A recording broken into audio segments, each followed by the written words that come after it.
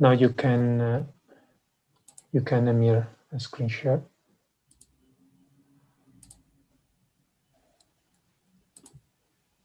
Perfect. And if you go full screen.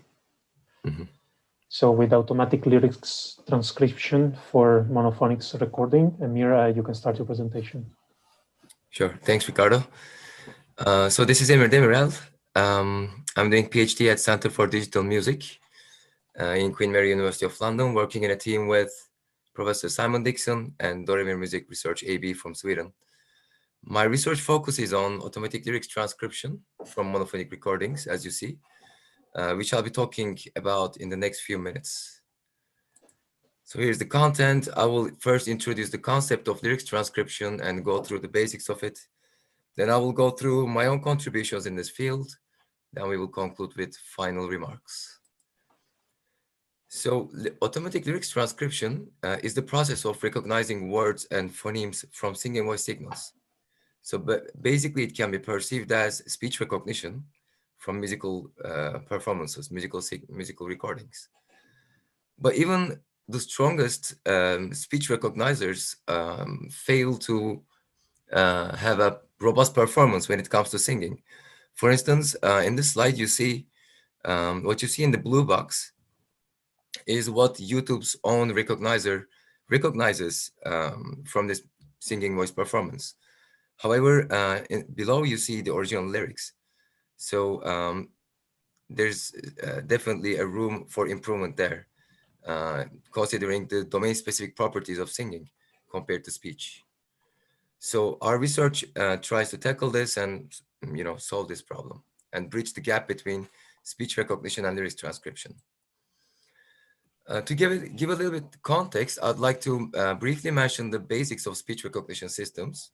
So the equation you see on the right-hand side is the main equation of speech recognition, which means finding the most probable word sequence given the acoustic observation, such as X. Traditional speech recognition systems have three major components. The first one is the acoustic model, and the probability you see in the red box on the right-hand side models that, which tells us what is the likelihood of observing such an acoustic instance, knowing that it belongs to a certain word sequence. And then we have the language model,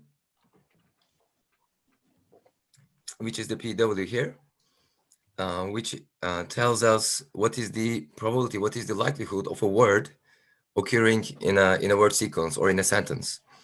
And this probability is statistically obtained through n-gram language models, which is generally trained on a text corpus. In the context of lyrics transcription, since we are interested in lyrics, literally, we curate our text corpus from song lyrics only. And finally, we have the pronunciation model. In speech recognition, words are considered to be consisting of phonemes, which are the basic sonic unit of speech. The mapping between phoneme sequences and words are defined by a phonetic lexicon, which usually has a form as you see on the left-hand side. Note that by vectorizing phoneme sequences for a certain word, we make alternative pronunciations of a word possible. So these are the basics, and now I'd like to move on with our own contributions in lyrics transcription. In our latest work, we have focused on constructing a strong acoustic model for lyrics transcription.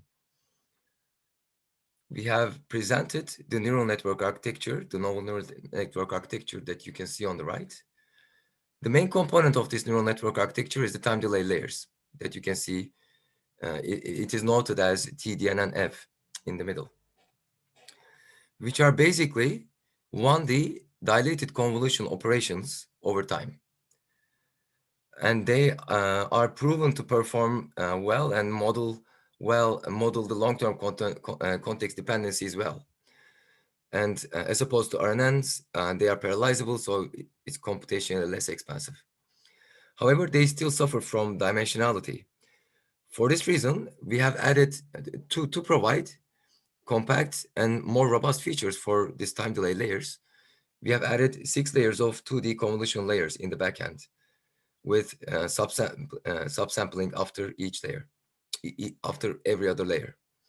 And finally, to refine the context when making predictions, and also to give a time constraint on the predictions, we have added a self-attention layer on top of our neural network.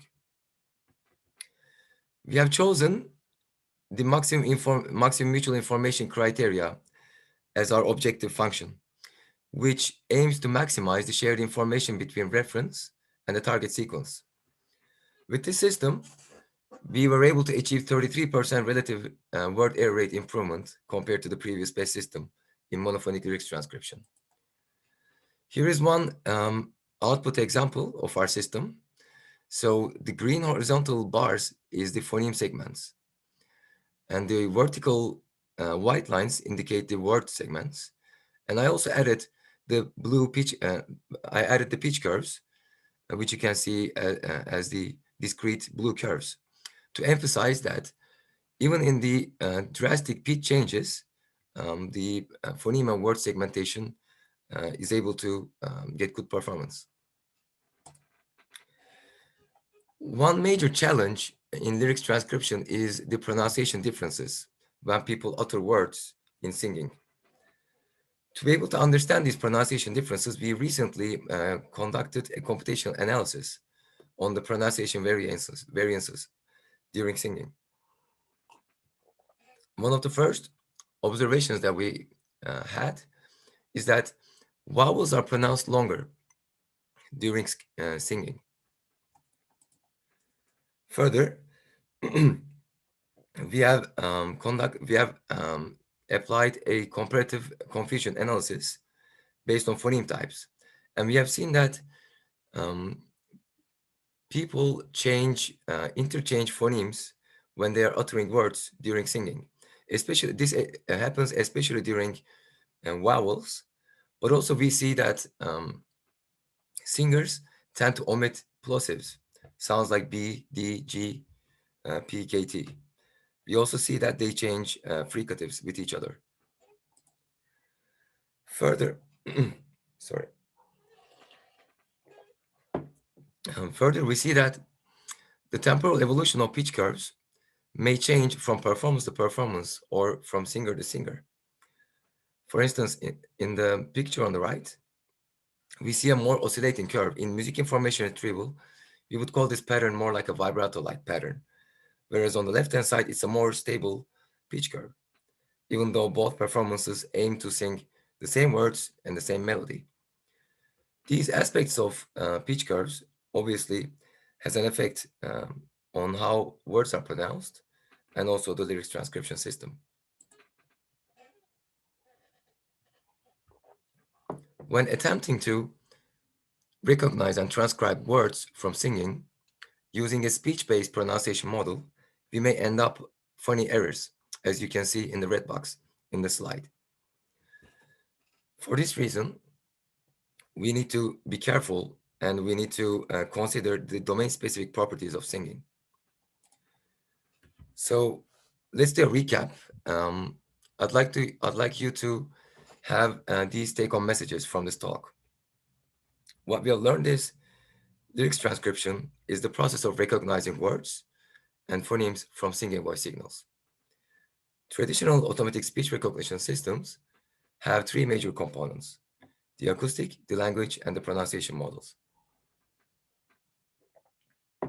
And finally, to achieve a better lyrics transcription system, speech recognition systems need to be adapted by means of all of these components. Especially, we need to consider the temporal evolution of pitch and the phonetic contents. I'm Emir Demirel, and you can reach my work through this GitHub link you can see, or you can directly email me. And thanks for your attention. Thank you, Emir. Thank you very much for your talk. Very informative. I now ask Schubert to start sharing his screen, please. Briefly share your understanding of the major challenges for transcription of music when there are more than one singer. Yeah.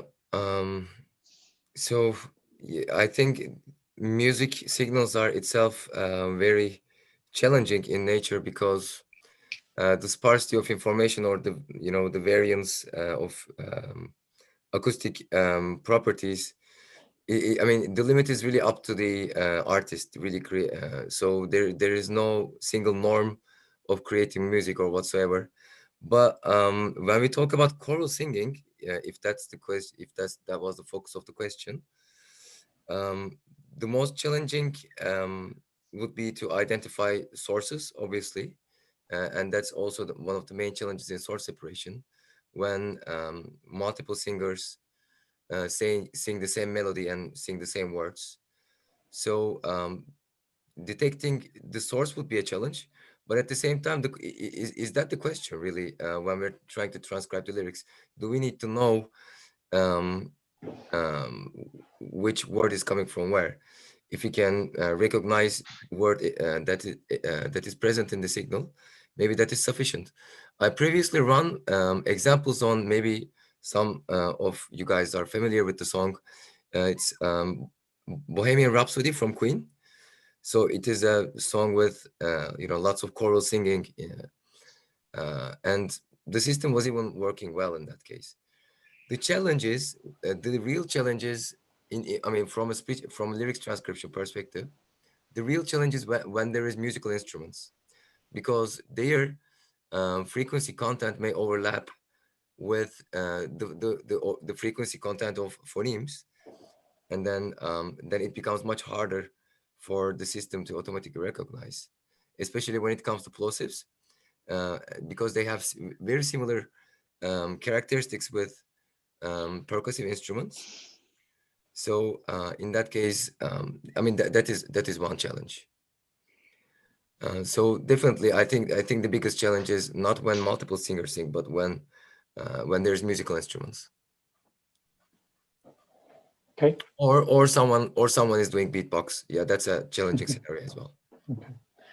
Thank you very much. Another question from Quinten. So yesterday there was a speech from one of the invited speakers by Slim Sid showing audiovisual object extraction. So the question is, you try to use any audiovisual object extraction to filter the singing voice and potentially have some improvements? No, I haven't, but I think that's a really valuable approach. And like in other speech scenarios, there has been research that leverage the visual content when they're transcribing um, the linguistic content, the speech from signals. I think that the challenge in that direction would be to curate a clean data set. If we try to create a data set from video clips, then how can we make sure that what is sung is actually um, presented in the video, right? So I think if someone can create such a clean data set where the visual and the linguistic content is highly correlated, then I can definitely say that we could leverage visual information. Very interesting, yes. Thank you. A quick question for Schubert. Thank you, Amir. Mhm. Um, Thanks. so you work with, let's say, datasets with noisy labels.